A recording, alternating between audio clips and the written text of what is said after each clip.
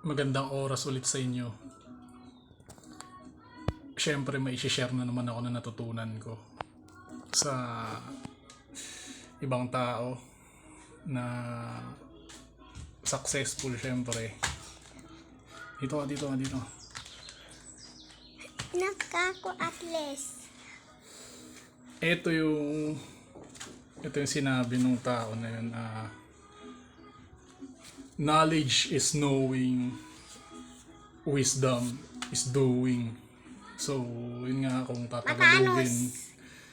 tatagalugin ko, Ano? yung papi? kaalaman, yun yung knowledge, kung ano yung mga kaalaman natin. Yung paggawa naman, yun yung paggawa naman, yun yung wisdom. So, sa pagkakaintindi ko, kung di ako nagkakamali, kung yung mga nalalaman natin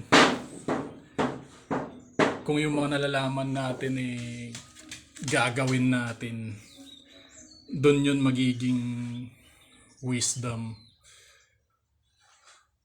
Kung yung mga kaalaman natin na positibo, yung mga nalalaman natin na positibo, kung ano mga nalalaman natin pag ginawa natin, doon na yun magiging wisdom. So, naniniwala ako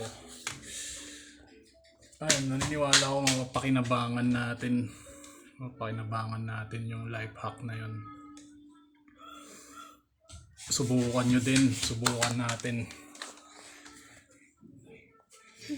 i-execute natin yung mga nalalaman natin, lahat ng positibong nalalaman natin, i-execute natin, gawin natin para yung mga kaalaman natin na positibo maging wisdom. Ayan, God bless.